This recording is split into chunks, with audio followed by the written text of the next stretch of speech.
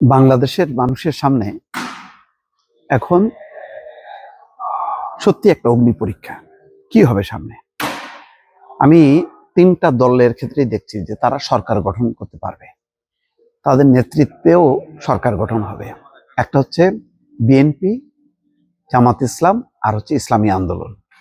ইসলামী আন্দোলন প্রায় 250-র উপরে এককভাবে নির্বাচন করছে, জামাত করছে প্রায় 300, তারা জোটবদ্ধ হয়ে, এবং বিএনপি করছে এককভাবে।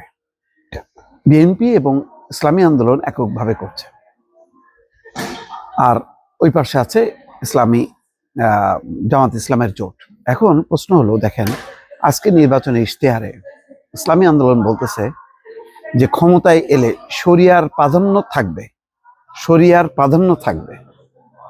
কেউ বলছে না যে শরিয়া আইন চালু করবে, মানে বিপদটা টের পাচ্ছে যে গণতান্ত্রিক রাজনীতিতে এইভাবে শরিয়া আইন চালু করা যায় না গণতান্ত্রিক রাজনীতিতে।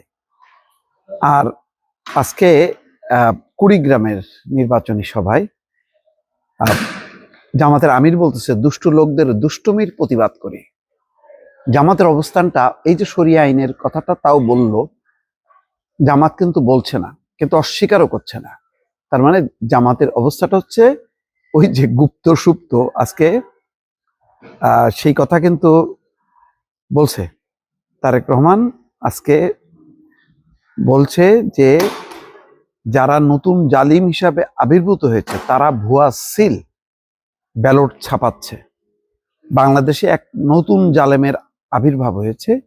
এই নতুন জালিমদের মানুষ গুপ্ত হিসাবে চেনে। এই জালেমদের নেতা দুদিন আগে প্রকাশ্যে বাংলাদেশের নারীদের বিষয়ে অত্যন্ত কলঙ্কিত শব্দ ব্যবহার করেছে। তিনি বরিশালে বলছেন। তাহলে তিনটা দলের কিন্তু তিন রকমের অবস্থান। এই অবস্থানে অন্তত দুটি অবস্থান বিপজ্জনক। একটা হলো জামাত ইসলাম যদি গণতান্ত্রিক রাজনীতি করে তো ঠিক আছে, যদি শরিয়া আইনের দিকে চলে যায় তাহলে পুরো গণতান্ত্রিক রাষ্ট্র কাঠামো সব পরিবর্তন হবে। আর ইসলামী আন্দোলন তো বলছে যে শরিয়া আইন, আসলে ইসলামী আন্দোলন যেটা বলতেছে এইটা প্রকৃত বক্তব্য, এটাই ইসলামী দলগুলো তাই করে, কিন্তু জামাত এটা প্রকাশ্যে বলছে না, কারণ এই মুহূর্তে বললে তারা দেশে বিদেশের তাদের গ্রহণযোগ্যতা নষ্ট হবে। এমনিতে কিছু কিছু বক্তব্যে তাদের সমস্যা হচ্ছে, কিন্তু বিপদের কথা তো বললেন তারেক রহমান।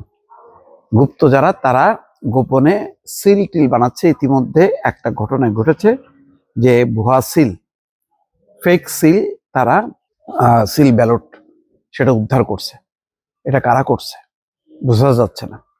তো সব মিলায় নির্বাচনটা সামনে যত আগায় আসছে, আর হাতে গুনে গুনে 8 দিন আছে, তার মধ্যে কিন্তু কেউ প্রকাশ্যে বলছে, কেউ একটু রেখে রেখে বলছে, আর বিএনপি প্রচলিত যে গণতান্ত্রিক ব্যবস্থা সেটার ব্যাপারে তারা খোলাখুলি বলছে। তো এখন এই যে বিএনপির বাইরে দুটি রাজনৈতিক দলের অবস্থান, বিএনপির অবস্থান, সব মিলাই ভোটাররা এখন কি সিদ্ধান্ত নেবে, এটা কিন্তু খুবই গুরুত্বপূর্ণ দর্শক।